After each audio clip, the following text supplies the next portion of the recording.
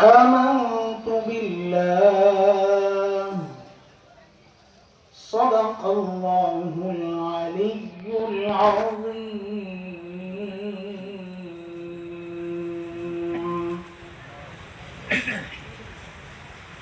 আহমেদাবাদ চন্ডীবর্দী মাদ্রাসা কর্তৃক আয়োজিত 2 দিন ব্যাপী বার্ষিক ওয়াজ মাহফিলের আজকের প্রথম দিবসের মুহতারাম সভাপতি, উপস্থিত হযরত উলামায়ে কেরাম, মুরব্বিয়ানে আযম,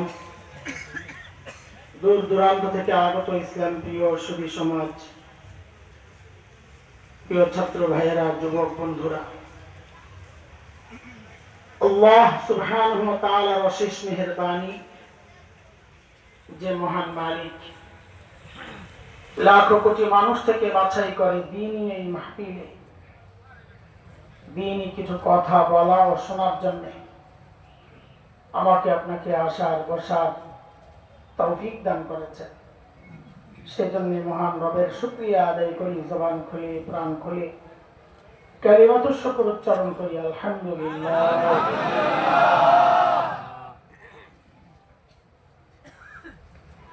আজকের মজলিসের যিনি মধ্যমণি, প্রধান অতিথি হযরত পীর সাহেব দামাত বরকাতুহুল আলিয়া, হযরত কিছুক্ষণের মধ্যেই আসবেন। আসার আগ পর্যন্ত কিছু কথা আমি আপনাদের সামনে পেশ করতে চাই আমার নিজের হেদায়েতের উদ্দেশ্যে।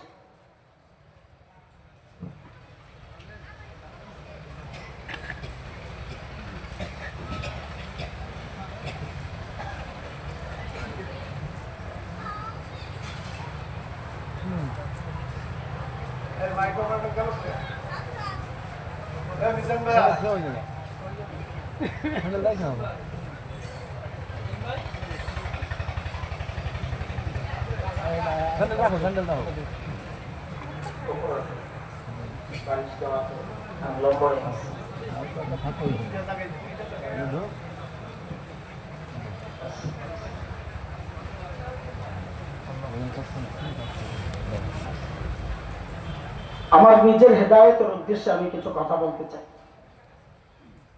সবসময় বলি যে মজলিসে যখন বসি এই বিশ্বাস লালন করি বসি যে এই কথাগুলো সবচেয়ে বেশি আমার নিজের দরকার, কারণ সবচেয়ে বড় আসামি তো রোগী তো আমি নিজে।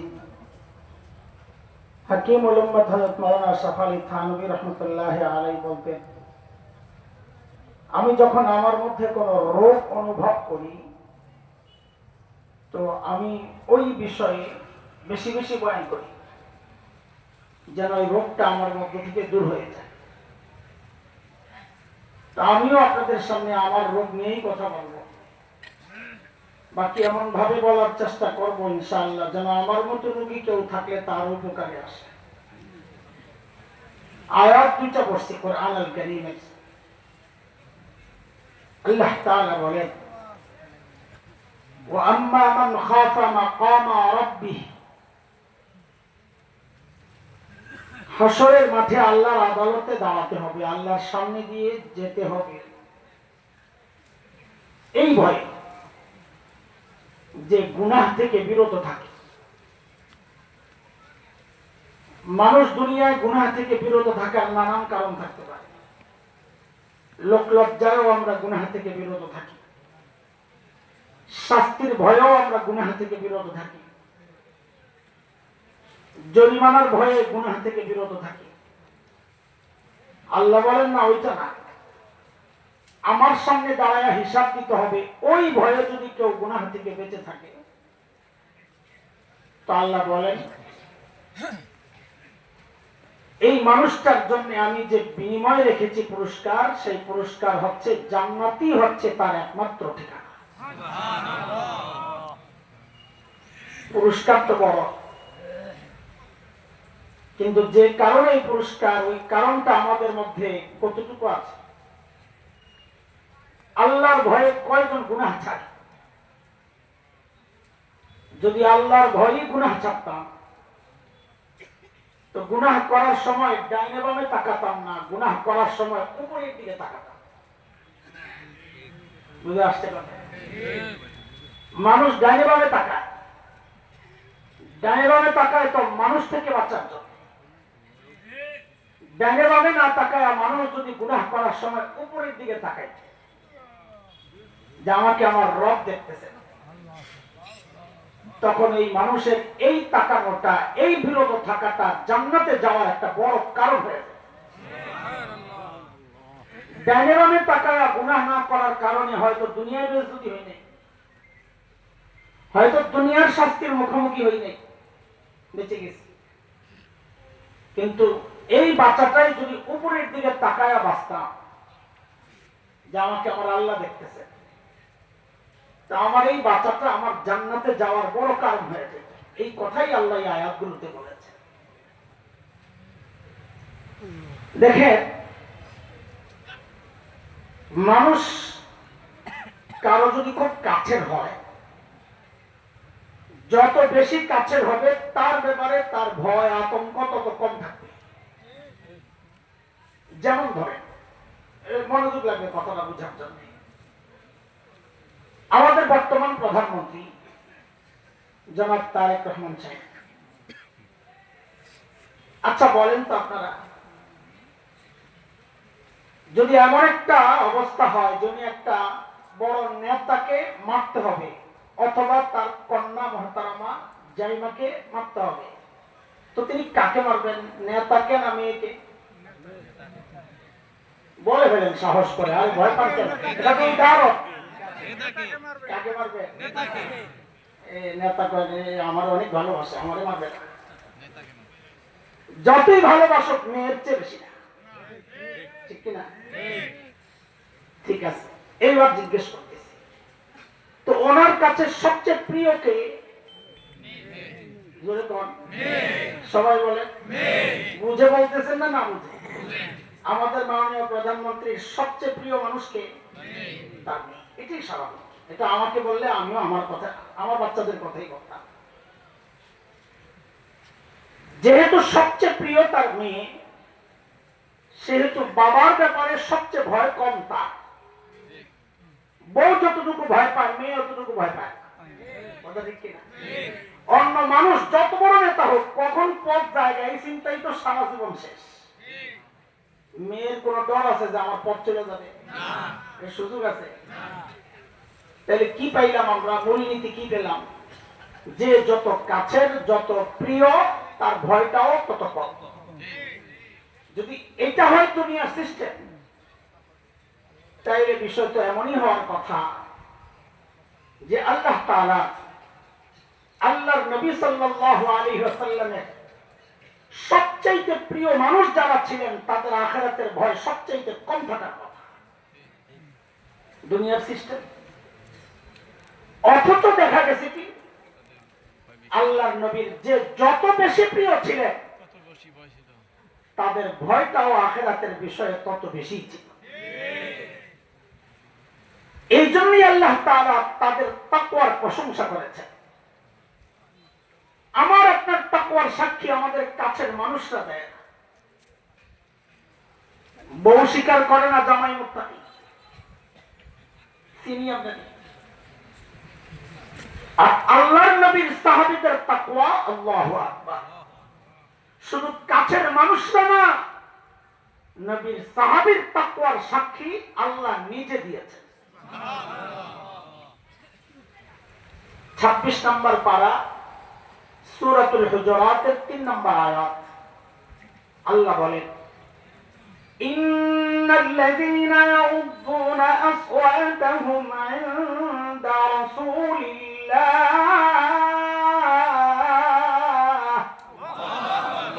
উলাইকা আল্লাযীনা ইমতাহানাল্লাহু কুলুবাহুম লিত-তাকওয়া লাহুম মাগফিরাতুন ওয়া আজরুন আযীম।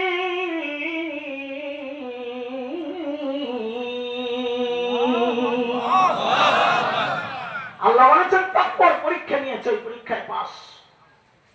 সাহাবীর তাকওয়ার সাক্ষী কে দিয়েছে? আল্লাহ। আরেকটু জোরে বলে আল্লাহ।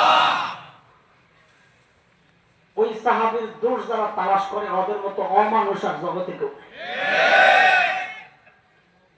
যাদের তাকওয়ার সাক্ষী আল্লাহ দিয়েছেন তাদের দোষ ধরার তুমি কে?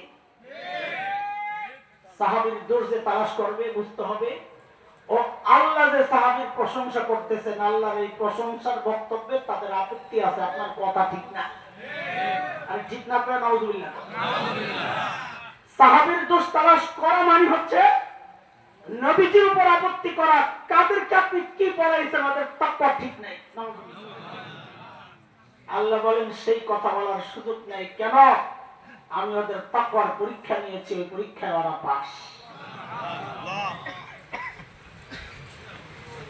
সেই সাহাবীরা আল্লাহকে কতটা ভয় পেয়েছে, ভয় তো আমরাও পাই। এখন যদি জিজ্ঞেস করি আপনাদেরকে, আমি সহ সবাই আসামি, সবাই বলতে আমার মতো যারা আল্লাহর ভয় পান, পাননি আপনারা? আমার কিছু আমার যা লাগে মিলে ডিস্টার্ব করো। আল্লাহর ভয় পাননি? সবাই পান, সবাই না? এমন একজন আছেন যে বলবেন আমি আল্লাহর ভয় পাই না, অথচ এমন বহু লোক পাওয়া যাবে যার ঘরে টেলিভিশন আছে। এমন বহু লোক পাওয়া যাবে যে মিথ্যা বলে, এমন বহু লোক পাওয়া যাবে যে ঘুষ খায়, এমন বহু লোক পাওয়া যাবে যে সুদ খায়। আছে মানে? আপনি যে বলতেছেন আল্লাহর ভয় পান, এই কথা সহি না মিথ্যা? মিথ্যা। আমার আপনার তাকওয়া সাহাবীর তাকওয়ার পার্থক্য শুনে নিতে, অথচ তাদের ভয় সবচেয়ে কম থাকার কথা। কেন? কারণ তাদের অনেকের ব্যাপারে নবী আলাইহিস সালাম জান্নাতের গ্যারান্টি দিয়েছেন। কিসের ভয়? জান্নাত তো অবধারিত। আল্লাহ সবচেয়ে বেশি নবীজির ভালোবাসার মানুষের তাকওয়া সম্পর্কে একটু শুনি চলে। তাকওয়া তো দাবি আমরাও করি, আমরাও আল্লাহর ভয় পাই। আল্লাহ। আচ্ছা, তার আগে একটা জিনিস স্পষ্ট করি, বলেন তো আপনারা নবীজি সাল্লাল্লাহু আলাইহি ওয়াসাল্লামের সবচেয়ে প্রিয় মানুষ কে ছিলেন? জোরে বলেন। সাইয়্যিদুনা আবু বকর সিদ্দিক রাদিয়াল্লাহু আনহু, তাই না? একমত হয়ে গেছে? আর কোন মত আছে? আম্মা জান আয়েশা। একজন বলতেছে আয়েশা রাদিয়াল্লাহু আনহা। দুই মত পাইলাম। আর কোন মতামত আছে? ফাতেমা রাদিয়াল্লাহু আনহা। তিন না পাইলাম। আর কোন মতামত? খাদিজাতুল কুবরা। চারটা পাইলাম। আর কোন মতামত? হাসান হোসেন। 5 6। আর কোন মতামত? 6 মত পেয়ে গেলাম। এই কয়জন মানুষের মধ্যে দোষ খালি আমি হুজুর, আমরা বলে একমত হতে পারি না। দেখছেন খাবার। আল্লাহ বলে আপনারা অন্যদিকে তাম বের অবস্থা না থাকে না বলা। তাইলে তখন একটা হাদিস শোনাইতে হয়। আমি চাইছিলাম কোনাকুনি দৌড় দিতে, সময় কম, হযরত চলে আসবে। গরমের মধ্যে আপনার কত কষ্ট হয়। আরে ভাই, আমাদের কষ্ট আপনাদের কষ্ট না, আমাদের কষ্ট আপনাদের কষ্ট। ওইটাই তো বলছি, আমাদের কষ্ট হইতেছে, যেহেতু আপনাকেও কষ্ট। আমরা তাড়াতাড়ি ছাইলা দিলে আমগো আরাম, তো আপনাকে আরাম। দোষ আপনাকে বোঝা পাই নাই, আমগো পাই। এক যুদ্ধ যার নাম হচ্ছে জাতুস সালাসি, ওলামারা জানেন, বুখারী শরীফে আসছে রিওয়ায়াত। ওই যুদ্ধে নবীজি সাল্লাল্লাহু আলাইহি ওয়াসাল্লাম 300 সৈন্যের একটা ছোট্ট বাহিনী বিখ্যাত সাহাবী হযরত আমর ইবনুল আস রাদিয়াল্লাহু আনহুর নেতৃত্বে পাঠাইছেন। সংখ্যা কয়জন? সেনাপতি আমর ইবনুল আস শত্রু এলাকায় গিয়ে বুঝলেন শত্রুর যে শক্তি, ওদের সাথে 300 দিয়ে মোকাবেলা করা আমাদের জন্য ঠিক হবে না, আমাদের আরো লোক দরকার। তো সাহাবী মদিনায় খবর পাঠাইছেন নবীজির কাছে, ইয়া রাসূলুল্লাহ, আমাদের আরো সৈন্য দরকার।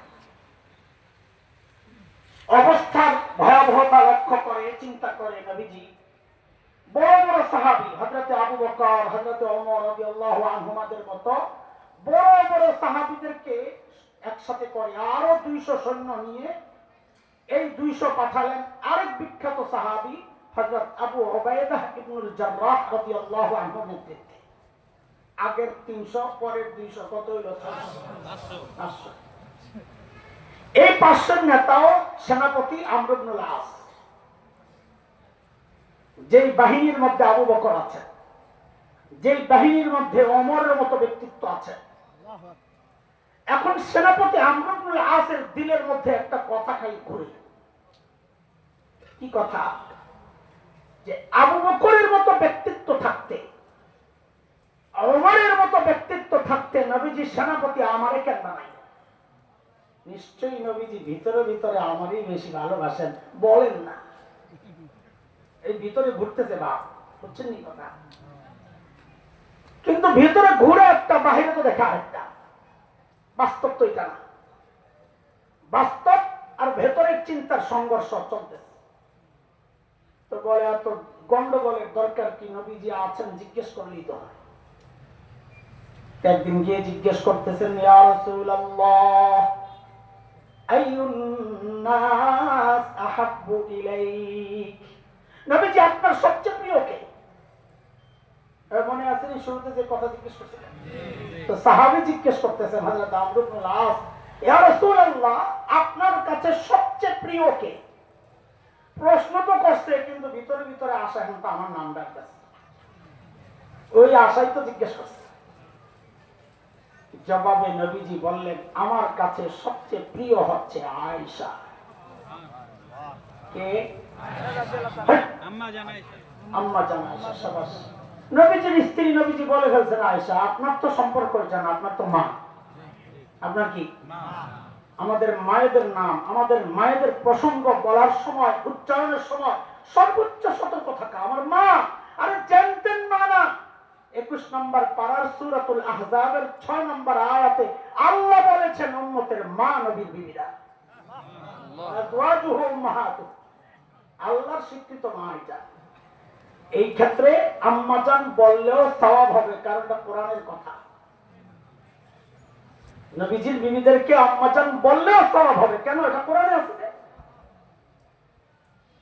আল্লাহ, সাহাবী একটু ধাক্কা খেয়েছেন না?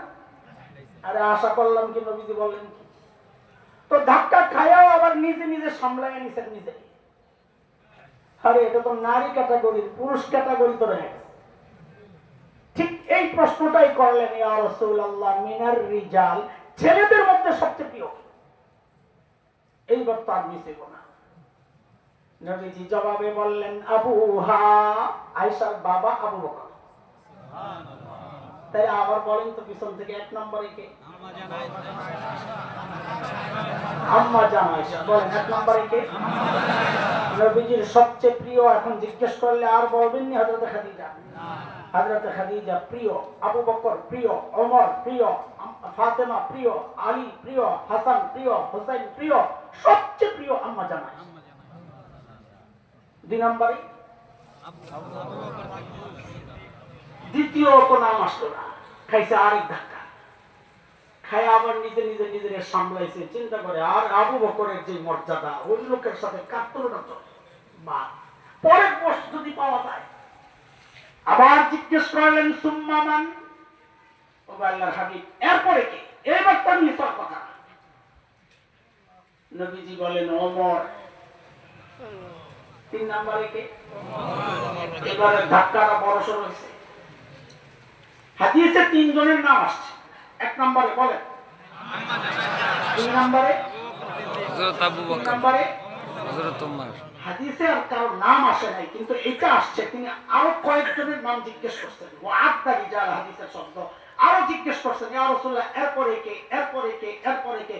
দেখেন যে নিজের নাম আসে না। কয়েকবার জিজ্ঞেস করে যখন দেখছেন নিজের নাম আসে না, তিনি চুপ হয়ে গেছেন। কেন চুপ হয়েছেন নিজেই বলতেছেন। ওনার জন্য তো কলিজা ছিঁড়া কথা, আমার জন্য হাসি। আমরা শুনলে হাসি লাগে। সাহাবী বলেন কি জানেন? ফাসাকাতু মাখাফাতা আন ইয়াজআলানি ফি আখিরিহিম। ভাই আমি আর প্রশ্ন করি না এই ডরে, যেভাবে চলছে না জানি যাইতে যাইতে আমার নামটা আবার সবার শেষে চলে যায় কিনা। থাকলে বাবা দরকার নেই, চুপ থাকি, মাঝামাঝি থাকার একটা সম্ভাবনা তো রইল। আচ্ছা এইবার বলেন আল্লাহর নবীর সবচেয়ে প্রিয় কে? 2 নাম্বার, 3 নাম্বার। চলেন তো এই মানুষগুলোর মর্যাদার আরো কিছু দিক দেখি। যেমন আম্মা জান আল্লাহর নবীর সবচেয়ে প্রিয়, এটা হচ্ছে দুনিয়ার মর্যাদা, আসমানের মর্যাদা। আল্লাহর কাছে আমার মায়ের মর্যাদা কি ছিল? চলো আরেকটা যুদ্ধের খবর একটু শুনি। এটাও বুখারীতে আসছে, হাদিসের অনেক কিতাবে আসছে। এক বিখ্যাত যুদ্ধ যার নাম ছিল গজওয়াতুল মুরাইসিয়া, আরেক নাম বনুল মুস্তালিক। ওই যুদ্ধ থেকে ফেরত আসার সময় নবীজি রাতে এক জায়গায় তাঁবু গাড়ছেন, রাত কাটাবে। অভ্যাস অনুযায়ী নবীজি শেষ রাতে সবাইকে ডেকে ওঠালেন, রেডি হও, আমরা রওনা দিব। তো সবাই রেডি হইতে গেছে, ওযু ইস্তেঞ্জা করতে গেছে। নবীজির একটা সুন্নাহ ছিল, অভ্যাস ছিল, সফরে বিবিদেরকে কাউকে সাথে রাখতেন। সব সফরে একজন থাকতেন। শুধু মক্কা অভিযানের যে সফর ছিল, মক্কা বিজয় যে অভিযানে, ওই সফরে 2 জন বিবি ছিলেন। আর বিদায় হজের যে সফর ছিল, ওই সফরে সমস্ত আম্মা জানরা সাথে ছিলেন।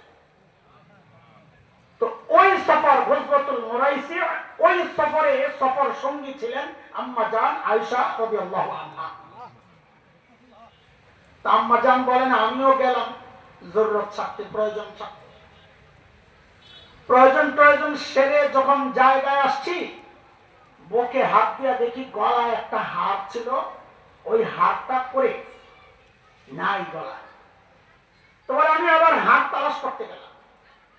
এখানে ছোট্ট একটা ভেতরে শয়তানি গুতাইতে পারে, খোঁচাইতে পারে, যারে আম্মা জানের হারের কত মায়া। এমন ঝামেলার মধ্যে বেরিয়ে গেছে আমার হাত তালাশ করতে। আমাদের উস্তাদ দেওবন্দের, যার কাছে আমি তিরমিজি শরীফ পড়েছি, মুফতি সাঈদ আহমদ পালনপুরি রহমতুল্লাহি আলাইহি বলেছেন, আরে শোনো না, আম্মা জান হাত তালাশ করতে কেন গেছে জানো? হারের মায়ায় না। ওই হাতটা আম্মা জানের ছিল না। মদিনা থেকে যাওয়ার সময় একজনের কাছ থেকে হাওলাত নিয়েছিলেন, হাওলাতের জিনিস ফেরত দিতে হবে, ওই চিন্তায় আম্মা জান হাত তালাশ করতে গেছেন, হারের মায়ায় যান। ভাইরা, এটা মা, মা জায়গাটা মা। যে কোনো প্রসঙ্গ বলার ক্ষেত্রে সর্বোচ্চ সতর্ক থাকতে হবে, যেন আমার মায়ের ইজ্জতে আঘাত না আসে।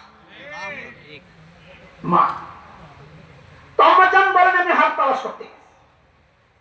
এখনকার মতো লাইটিং ছিল না, টর্চ লাইট ছিল না, মোবাইলের লাইটও নাই। তো হাতটায় খালি খুঁজছেন, দেরি হয়ে গেছে। যখন জায়গায় আসছেন, এসে তো আম্মা জান আসমান থেকে পড়ার অবস্থা। কেন? আম্মা জান দেখেন যে নবীজি সাল্লাল্লাহু আলাইহি ওয়াসাল্লাম গোটা কাফেলা গুটায়া ময়দান ছেড়ে চলে গেছেন। গোটা ময়দান শুনশান, নীরবতা, অন্ধকার, কেউ নাই, আম্মা জান একা। এই সূক্ষ্ম একটা প্রশ্ন করি, আমি আপনি দায়িত্বহীন স্বামী, স্ত্রীর সব দায়িত্ব আমাদের দ্বারা আদায় হয় না, এটাই বাস্তবতা। এই দায়িত্বহীন স্বামীরাও কেউ এমন আছে যে নিজের স্ত্রীকে খোলা ময়দানে, নির্জনে, অন্ধকারে একা একা রেখে চলে যাবেন? আছেন কেউ? 2-4 জন থাকলে থাকতে পারে যে হুজুর এমন একটা সুযোগ যদি আইতো, তোকে ভাবছিলাম। এমন 2-4 জন থাকতে পারে, আল্লাহ মাফ করুন। আরে আমাদের মতো দায়িত্বহীন স্বামীরাও তো স্ত্রীকে একা রেখে চলে যাবে না।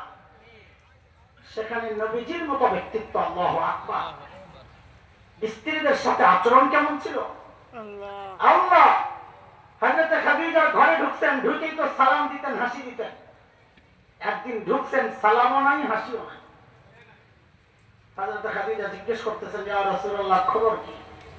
আরে কোন নবীর কথা বলতেছি, যিনি ঘরে ঢুকতেন ওই ব্যবসায় লাভ করে না, মাইর খেয়া এরপরে ঢুকছেন, মেজাজ বিগড়ায়া থাকার কথা। থুতু নিক্ষেপ করছে, মেজাজ বিগড়ায়া থাকার কথা। ঘরে ঘরে গেছেন, তারা খাইছেন, মেজাজ বিগড়ায়া থাকার কথা। সেই মানুষটাও খাদিজাতুল কুবরার ঘরে ঢুইকা সালাম দিতেন, মুস্কি হাসি দিতেন। একদিন হাসিও নাই, সালামও নাই। হযরত খাদিজা জিজ্ঞেস করতেছেন, ইয়া রাসূলুল্লাহ, কি আজকে আপনার? কয় না তো কিছু না, কয় না কিছু হইছে, কয় না কিছু হয় নাই। কেন কেন জিজ্ঞেস করছেন? আজকে না সালাম, না মুস্কি হাসি। নবীজি সাথে সাথে ঘর থেকে বের হয়ে গেছেন, আবার ঢুইকা সালামও দিবেন, একটা মুস্কি হাসিও দিবেন, সাথে মা খাদিজার জন্য দোয়া করতেন, খাদিজা এই যে একটা আমল কইরা আমি নেকি কামাইতাম, তুমি মনে করায়া দিয়া আমারে উপকার করছো, আল্লাহ তোমারে উত্তম জাযা দান করে। এই হচ্ছে আমার নবীর আখলাক। সেই নবী স্ত্রীকে একা একা রেখে গেছেন কিভাবে? দায়িত্বহীন স্বামীদের পক্ষে সম্ভব না। মানব ইতিহাসের সবচেয়ে দায়িত্বশীল স্বামী স্ত্রীকে একা কিভাবে রেখে গেলেন? আপনাদের বলেন, প্রশ্ন জাগে না জাগে? হ্যাঁ, যদি জাগে তাহলে বলেন তো, আম্মাজান যে নাই, যে পালকির ভেতরে ছিলেন আম্মাজান যে পালকির ভেতরে নাই, এটা নবীজি জানতেন না জানতেন? যদি করে না, কারণ যদি বলেন জানতেন তাহলে আপত্তি আসবে যে জানা সত্ত্বেও স্ত্রীকে রেখে চলে গেছেন, উনি কি দায়িত্বহীন স্বামী? তাহলে বলেন তো সবাই, জানতেন না জানতেন না? এটা একটু জোরে শুনতে চাই, আর একটু জোরে। হুজুর এমন কি একটা ইস্যু এইভাবে বলতে হয়? হ্যাঁ, এটা একটা ইস্যু, এটা একটা ইস্যু। কি ইস্যু? এই কথাটাই তো ওলামারা বলেন যে নবীজি গায়েব জানতেন না, তো গালি কেন দেন?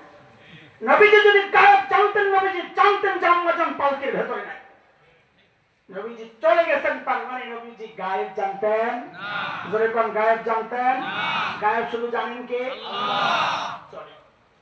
আম্মাজান জায়গায়, আয়েশার জায়গায় বসে ক্লান্ত ছিলেন, ঘুমায় বসে। নবীজির আরেকটা অভ্যাস ছিল, সফর থেকে বের হয়ে যাবে। বালিশটা উঠাও তো পিছন থেকে, চেয়ার ছোট বালিশ। নবীজির আরেকটা অভ্যাস ছিল, সফর থেকে যখন রওনা দিতেন পেছনে একজনকে রেখে আসতেন। কেন? সবাই যাওয়ার পর উনি তালাশ করবেন কিছু রয়ে গেল কিনা। এই জমানায় এই সুন্নত মানা বড় জরুরি। কেন? ওই সফর থেকে বের হয়ে দেখি স্টেশনে যায়, একটা হুজুর কাম হয়েছে, কি হয়েছে? হুজুর মোবাইলের চার্জারটা রোমে ফালাই গেছে। রবিজের ওই সুন্নত মানবা না, তো চার্জার থাকবে, জুতা থাকবে, লঙ্গি থাকবে, গামছা থাকবে, কত কিছুই থাকবে, আপনাদের গাড়ি গুটটাও থেকে যেতে পারে। হ্যাঁ, আল্লাহু আকবার। ওই সফরে নবীজি যে সাহাবীকে পেছনে রেখে আসছিলেন, ওই সাহাবী আলো আসার পর, আলো প্রকাশ পাওয়ার পর ঘুরতে ঘুরতে ঘুরতে ঘুরতে আম্মাজানের কাছে এসে অবাক হইয়া শুধু এতটুকুই বলেছেন, ইন্না লিল্লাহি ওয়া ইন্না ইলাইহি রাজিউন। কি পড়ছেন? ইন্না লিল্লাহি ওয়া ইন্না ইলাইহি। নিজের বাহনটাই না বসাইছেন, আম্মাজান করছেন, সাহাবী পায়ে হাঁটতেছেন, আম্মাজান বাহনে হেঁটে হেঁটে নবীজির পরবর্তী গন্তব্য যেখানে, ওখানে যাচ্ছেন। এই হইল গল্পের এই দিকের অবস্থা। চলেন ওই দিকের অবস্থা জেনে আসি। নবীজির কাফেলার কি অবস্থা? মদিনায় ঢোকার আগে কাফেলা আরেক জায়গায় অবস্থান করতেছে, তখন আলো প্রকাশ পেয়েছে। পালকিতে খোঁজ দিয়ে দেখা গেছে আম্মাজান পালকির ভেতরে নাই। নাই তো নাই, কোথাও নাই। গোটা কাফেলায় খবর হয়ে গেছে আম্মাজান পালকির ভেতরে নাই। সুযোগ সন্ধানী শয়তান মুনাফিকরা এই সুযোগ একটা বাজে খবর ছড়াইয়া দিছে। শোনার আগে বলেন নাউজুবিল্লাহ। আবার বলি নাউজুবিল্লাহ, আবার বলি নাউজুবিল্লাহ। মুনাফিকরা বাজারে খবর ছড়াইয়া দিছে, নাউজুবিল্লাহ। ওই যে সাহাবী পেছনে যাকে নবীজি রেখে আসছেন আম্মাজানের সাথে, নাউজুবিল্লাহ, ওই সাহাবীর অবৈধ সম্পর্ক ছিল, ওই জন্য আম্মাজান ইচ্ছা করে পিছনে রয়ে গেছে। নাউজুবিল্লাহ। বাতাসের মতো গোটা খবরটা পুরা মদিনায় ছড়ায় গেছে। আম্মাজান আর কিছুই জানেন না, নবীজিও বলেন না। এক মাস পর্যন্ত আলোচনা চলতেছে মুনাফিকদের মাধ্যমে, আম্মাজান কিছুই জানেন না। কারণ ঘরের খবর বাহিরে যায় না। আমরা তো পারি না টয়লেটের খবরও দিয়ে দিই ফেসবুকে। আমি তো অপেক্ষায় আছি এমন দৃশ্য দেখা, টয়লেটে বৈশা লাইভ দিছে, দোস্ত আমার ক্লিয়ার হচ্ছে না, কোন ইয়ে থাকলে, পরামর্শ থাকলে দিতে পারিস তোরা। এতটা অসভ্য হয়ে গেছে জাতি। জরুরত নাই, কোন প্রয়োজন নাই, সুযোগ পাইছে একটা স্টিক, একটা ছবি, একটু ভিডিও। আল্লাহর কসম, এই প্রত্যেকটা টিপের হিসাব তোমাকে দিতে হবে দোস্ত। এক মাস পর আম্মাজান জেনেছেন, সময় কম, কিভাবে জেনেছেন আমি আর সেই দিকে ঢুকছি না। আম্মাজান জেনেছেন, কেমন লাগার কথা। আরে আমাদের মতো এই সমস্ত দুর্বল ইমান ওয়ালাদের কেউ যখন কেউ অপবাদ দেয়, মাটির নিচে ঢুকে যেতে মনে চায়। সেখানে আম্মা জানের মতো ব্যক্তিত্বের বিরুদ্ধে এত মারাত্মক অপবাদ কেমন লাগতেছে? নবীজির বা কেমন লাগতেছে? আম্মা জান সুযোগ চাইছেন বাবার বাড়ি যাবেন।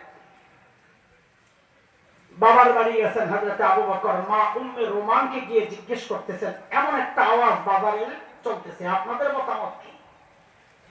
আপনারা কি জানেন? হযরত আবু বকর জানি।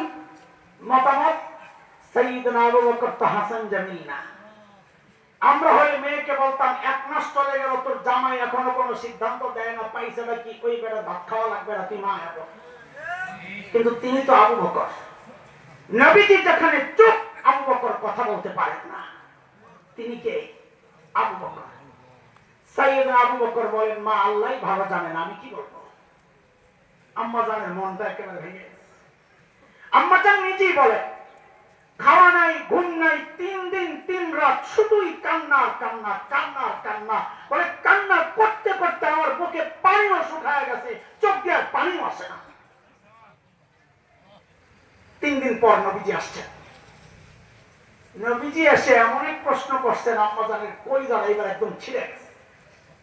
নবীজি বলেন কি, আয়েশা, যদি ভুল করে থাকো আল্লাহর কাছে মাফ চাও। আম্মা জান বলে, যদি মানে আপনারও সন্দেহ আছে?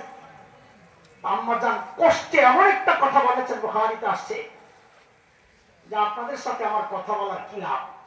আমি যদি সত্য বলি এই ঘটনার সাথে আমার কোনো সম্পর্ক নাই, আপনারা বিশ্বাস করবেন না।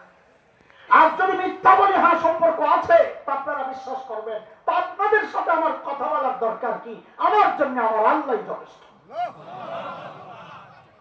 যার জন্য আল্লাহ যথেষ্ট, তার আর লাগে কারো? বলেন বলেন। নবীজি সাল্লাল্লাহু আলাইহি ওয়াসাল্লামের উপর ওহী নাযিল হওয়া শুরু হয়েছে। এই প্রক্রিয়ায় ওহী নাযিল হইলে বুঝা যায় নবীজির চেহারা লাল হয়ে যায়, রক্ত ফুলে যেত, চোখ লাল হয়ে যেত, খরখর আওয়াজ হইত। আম্মা জানেরই একটা বর্ণনা আসছে বুখারীর শুরুতে, ওয়াইন্না জাবিনাহু লা তাফাসসাদু আরাকা, ওহীর চাপে কপাল ঘেমে ভিজে যেত। চাও সাহাবায়ে কেরাম উপরে চাদর দিয়ে দিতেন যেন না দেখা যায়। ওহী আসতেছে। যখন ওহী নাযিল হওয়া শেষ, নবীজির ঠোঁটে মুস্কি হাসি, নবীজি মিটি মিটি হাসতেছেন। কেন? আমার মায়ের পবিত্রতার সাক্ষী দিয়া, আমার মায়ের পক্ষে আল্লাহ তাআলা কোরআন আল কারীমের 1টা 2টা 3টা 4টা 5টা না পুস্তক, কোরআন আল কারীমের 10টা আয়াত আল্লাহ নাযিল করেছেন। সুবহানাল্লাহ। কয়টা? এর মধ্যে একটা আয়াত তো বড় কঠিন, যে আয়াতের মাধ্যমে আল্লাহ সাহাবীদেরকে ধমকাইতেছিলেন, রীতিমতো ধমকাইতেছিলেন। কি বইলা? فلولا إذ سمعتموه قلتم ما يكون لنا أن نتكلم بهذا سبحانك هذا بهتان عظيم।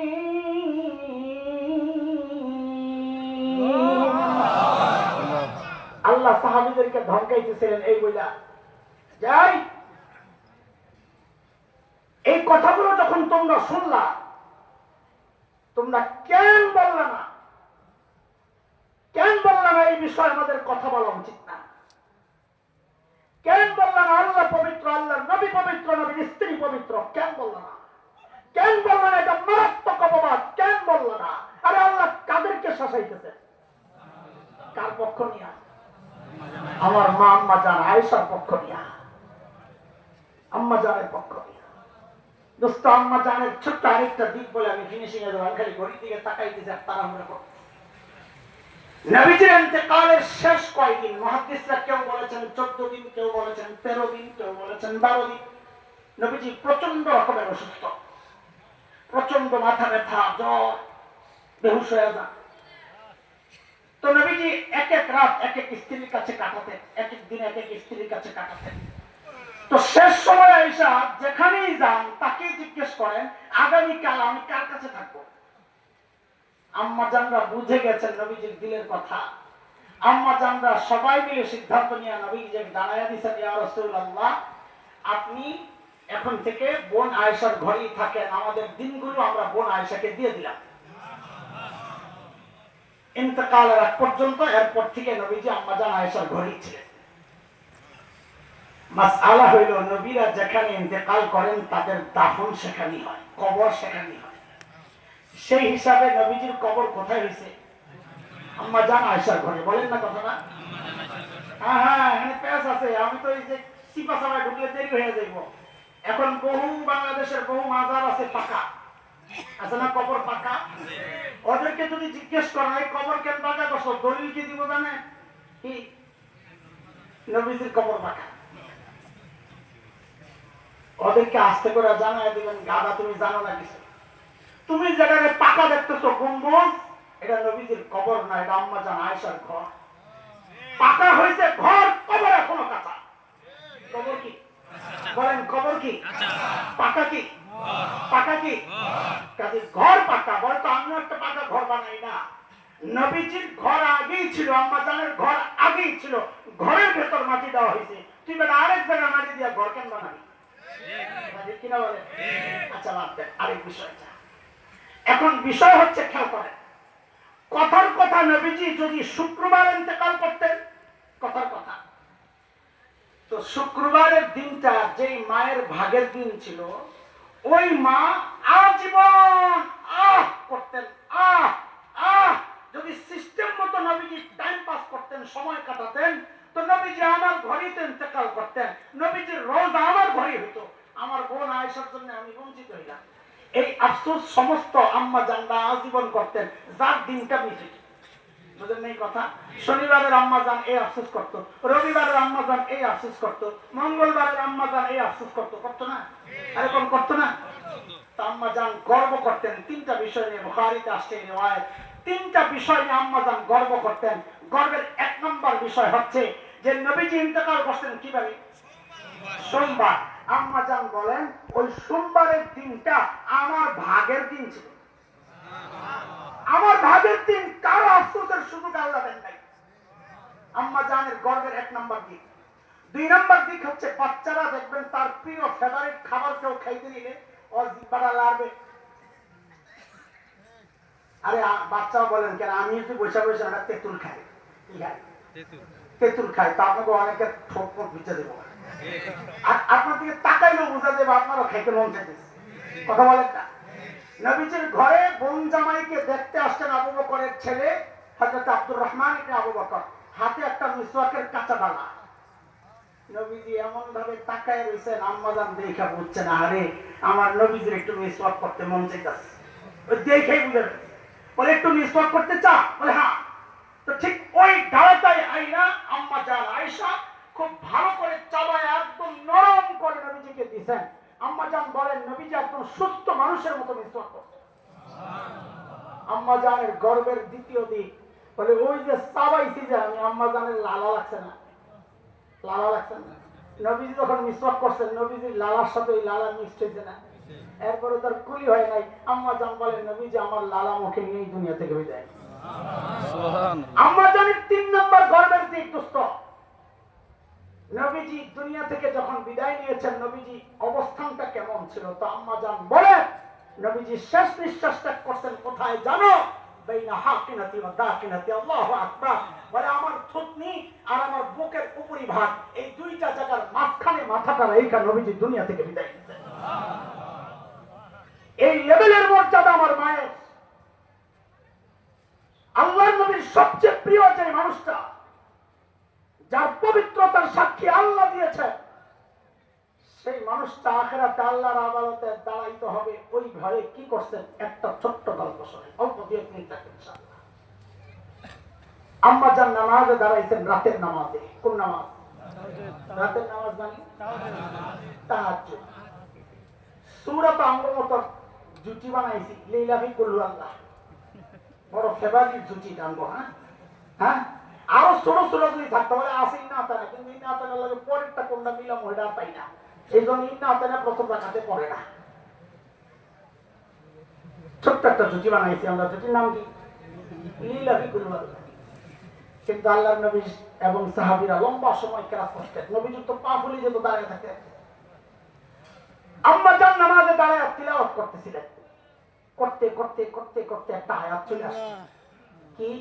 وبدا لهم من الله ما لم يكونوا يحتسبون হায়রে এই আয়াত আম্মাজান পড়তেছেন আর কাঁদতেছেন, পড়তেছেন আর কাঁদতেছেন। কখন অর্ধেক পড়েন তো কান্নায় থেমে যায় তিলাওয়াত, আবার শুরু করেন, আবার পড়েন, আবার কান্না করেন। রাত শেষ হয়ে যাচ্ছে, নামাজও শেষ হয় না, তিলাওয়াতও শেষ হয় না, কান্নাও বন্ধ হয় না, চলছে কান্না। কি আছে এই আয়াতে আম্মাজান এইভাবে কান্না করতেছে? আর আমি তো হাফেজ, আলহামদুলিল্লাহ ভালো হাফেজ, আলহামদুলিল্লাহ আল্লাহ শুকর। কত হাজার শতবারে আয়াত পড়ছি, সামনে দিয়ে আসতে গেছে, ধাক্কা লাগে না কলিজায়, কারণ পচা কান্দা তো। এই গল্পটা পড়ার পরে আয়াতটা দেখলে আমারও একটু ভয় লাগে। কেন? কি আছে আয়াতে? আল্লাহ বলেন ওয়াদারহুম মিনাল্লাহ, হাসরের মাঝে কোন কোন বান্দার এমন পরিচয় আল্লাহর কাছ থেকে প্রকাশ পাবে মা লাম ইয়াকুনু ইয়াহতাসিবুন, যার কল্পনাও সে দুনিয়াতে করে নাই। দুনিয়ায় তো চিন্তা করছি, এই যে একটু আগে বললাম হাফেজ, দুনিয়ায় তো চিন্তা করি আমি আলেম। হায় হাসরে না উঠা দেখি সব বাতিল আল্লাহ জালিমের সাথে দাঁড় করায় রাখছে।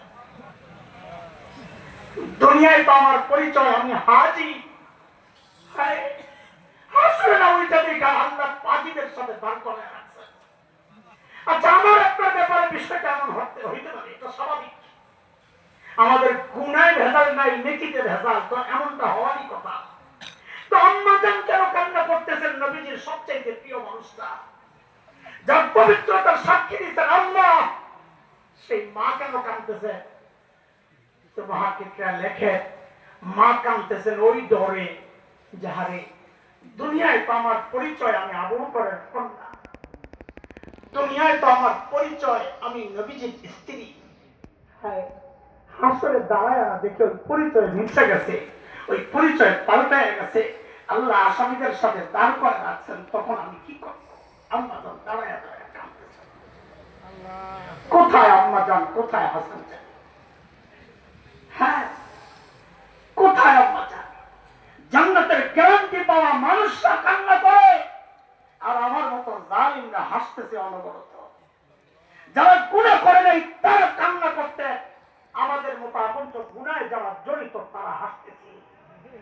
দোস্ত ওই মানুষগুলো তো জান্নাতের গ্যারান্টি পাওয়া, আমাকে আপনাকে কে গ্যারান্টি দিছে যে আমাদের মৃত্যুর যন্ত্রণা হবে না? কে গ্যারান্টি দিছে যে কবরের আযাব হবে না? কে গ্যারান্টি দিছে যে জাহান্নামের আযাব থেকে বাঁচা যাব? বলে কোন কারণে এইভাবে নিশ্চিন্ত জীবন যাপন করছি? হ্যাঁ আরে আমি সহ অধিকাংশের চেহারার দিকে তাকাইলে মনে হয় না মানুষটার আখিরাতের কোনো চিন্তা। কেন রে বাবা জিজ্ঞেস করে, কেন? চুল পাইকা সাদা হয়ে গেছে, এখনো গুনাহ ছাড়তে পারি না।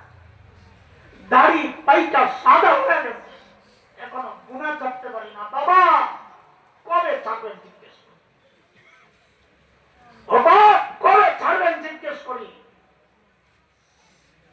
হ্যাঁ যুবক তুমি কিন্তু এমনটা ভাইব না, আমার তো চুল দাড়ি পাকে নাই, লম্বা সময় পরে আছে, শুধরাইয়া নেব নিজেকে। বাপরে এটা একটা ধোঁকা, ও বাপ এটা ধোঁকা। কত বাবাকে দেখছি সন্তানের লাশ কাঁধে নিয়ে গোরস্থানে যায়। হ্যাঁ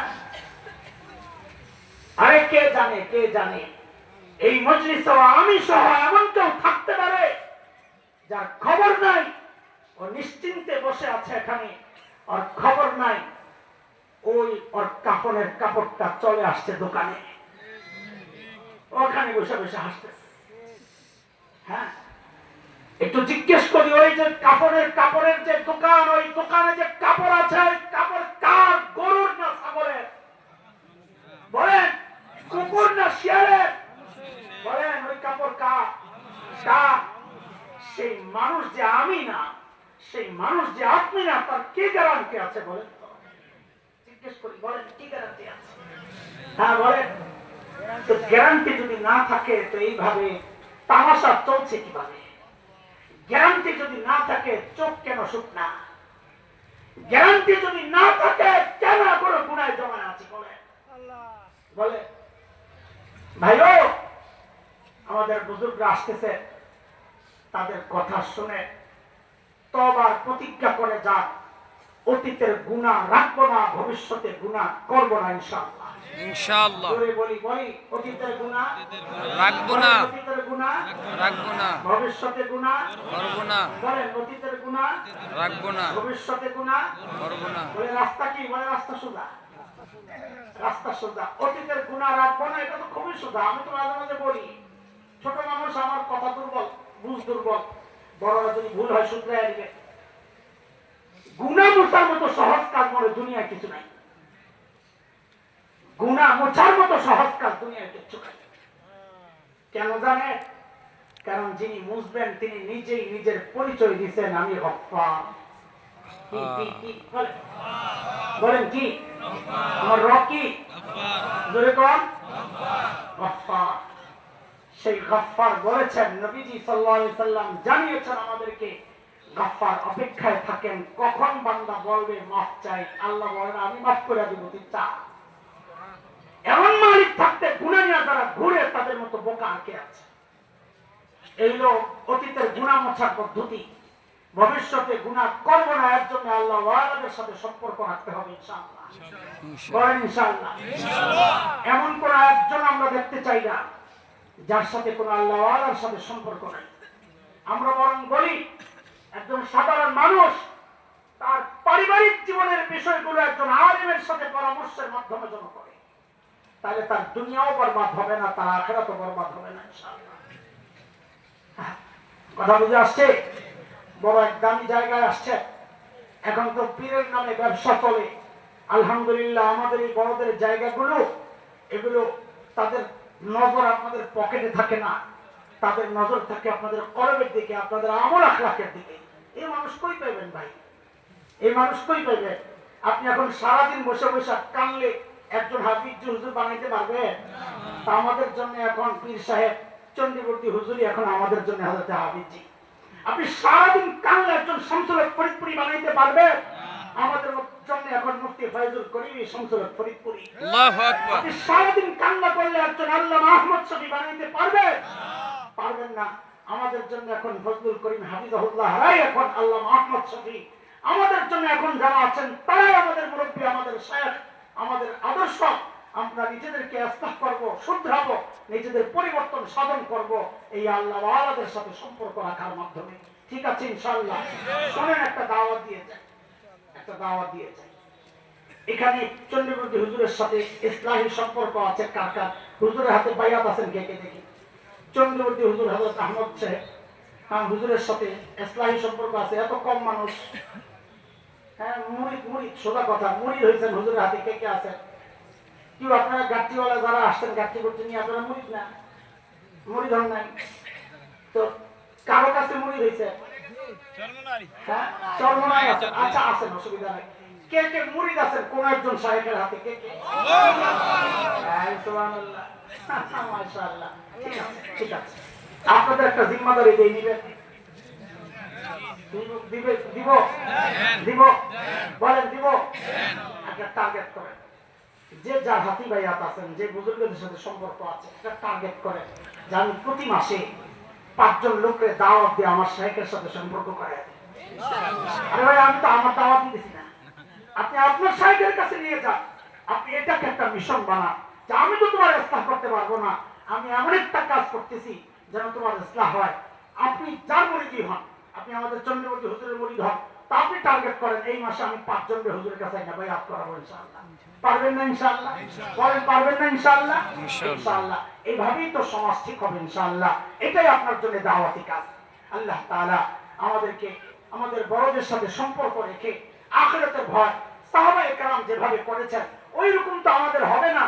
কাছাকাছিও যদি যাইতে পারি, ওই রকম একটা বাহ্যিক সূরতও যদি হতে পারি, আশা করি ইনশাআল্লাহ একটা নাজাতের ওসিলা হবে।